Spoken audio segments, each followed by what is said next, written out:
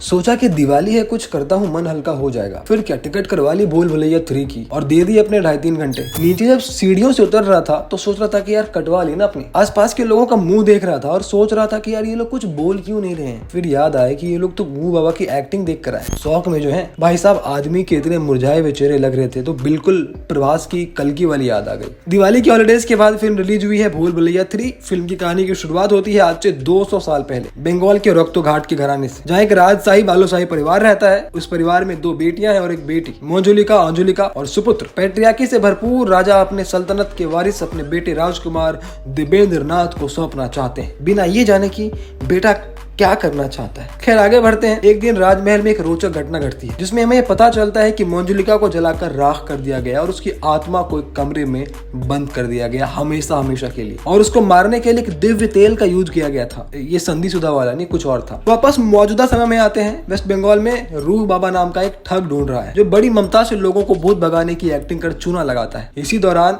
रूह बाबा यानी कार्तिक को एक भूत भगाने वाले क्लाइंट के थ्रू भूतिया महल खोलने का असाइनमेंट मिलता है। अब असाइनमेंट के बदले में 1 करोड़ की धनराशि मिलेगी उसे। भैया पैसा तो बड़े बड़े लोगों को रूह बाबा से गूं बाबा बना देती है, तो फिर ये क्या चीज है। अपना चॉकलेट बॉय कार्तिक उसके साथ छोटे मियां भी है, वो मिलकर रक्तो घाट पर पटक दिए जाते हैं। अब सवाल ये कि क्या रूह बाबा घाट के आत्माओं को निकाल पाएंगे, क्या 200 साल पहले हवेली में छिपे हुए सारे राज के भेद खोल पाएंगे। इसी ड्रामे के साथ फिल्म आगे बढ़ती है और बहुत सारे कैरेक्टर्स जुड़ते हैं। फिल्म के बाकी पहलुओं पर बात करते हैं। विद्या बालन ऑन फायर, मंजुलिका इस फिल्म की जान है भाई साहब। बहुत सारा ड्रामा उनके कैरेक्टर के आसपास रचा गया है। जब वो अपने विंटेज अवतार में आती है तो मजा ही आ जाता है। आमी जे तुम्हार गाने की जो नॉस्टैल्जिया है वो अब भी बरकरार है, क्योंकि इसमें डबल टच है, एक विद्या बालन का और दूसरी अपनी अदावनाज से मोह लेने वाली माधुरी दीक्षित का। बल्कि यार मैं तो सोच रहा था कि क्यों ना फिल्म दिखाने से अच्छा कि 2-3 गाने ही और डाल देते और उसको चला देते, स्क्रीन पर देखते हैं और कितना खुश होते देखकर यार। Too much plot twist. Film makers ने ट्विस्ट डाल डालकर दिमाग की एमकेबी कर दिए भाई। इतने तो इंसेप्शन में भी नहीं थे जितने यहाँ पर है। हर 10 मिनट पर एक नया ट्विस्ट आ जाता है। पहले पुराने वाले को तो सॉल्व कर लो। मेरे बगल में सही बोला एक बच्चा बैठा हुआ था और इसने उसका बहुत सही जवाब दिया। इतने सारे ट्विस्ट एंड ट्विस्ट को उसने क्या किया पता है, उसने अपनी जेब से मोबाइल फोन निकाला और सौरभ जोशी का ब्लॉग देखने लगा। माँ बाप खुद देखना चाहते थे उसके, लेकिन 400 रुपए की टिकट और हॉल के अंदर की जो सामाजिक जिम्मेदारी होती है उसके कारण वो अंत तक चुप रहे। इतनी सही कास्टिंग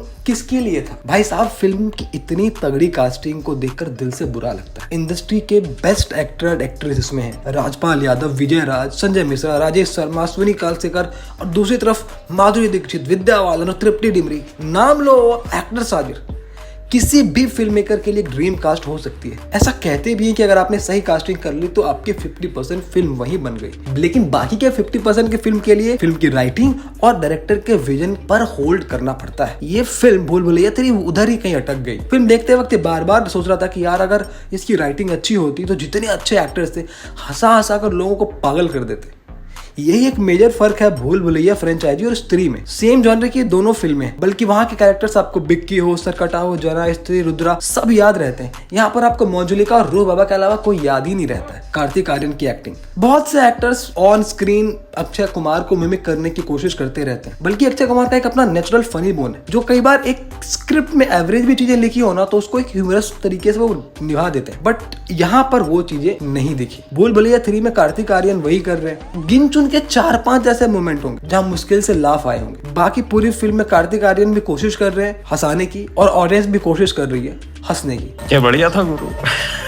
जबरदस्त banger album film T series ने प्रोड्यूस की हो और फिल्म के गाने अच्छे ना हो ऐसा हो ही नहीं सकता है। भूल भुलैया 3 कि ऑलमोस्ट सारे गाने बैंगर है। पहले भी जब पार्ट 1 पार्ट 2 आए थे इनको चाहे गाने आप ले लो आमी जे तुम्हार हो या फिर नीरज श्रीधर का फिर हरि राम हरे कृष्णा हो, सारे दोनों पार्ट के बहुत अच्छे गाने थे और उनको बहुत स्मार्टली यूज किया गया। और एक नया कुछ जो नए गाने आए हैं वो भी बहुत अच्छे हैं, jैसे हुक्कुस फुक्कुस मेरा फेवरेट गाना यार, लूप पर सुन रहा हूँ मैं उसे। तो ये थे भूल भुलैया 3 पर अपनी बातचीत। अब ये आपके ऊपर है, आप फिल्म देखिए या ना देखिए, लेकिन मैं कहूंगा कि अगर आप एक्सपेक्टेशन लेकर जा रहे हैं फिल्म देखने तो अपने एक्सपेक्टेशन को हॉल के बाहर रख दीजिए और देखकर आइए। तब तक किसी नई वीडियो पर टिकट खिड़की पर मिलते हैं। अपना ध्यान रखें और खुश रहें। शुक्रिया।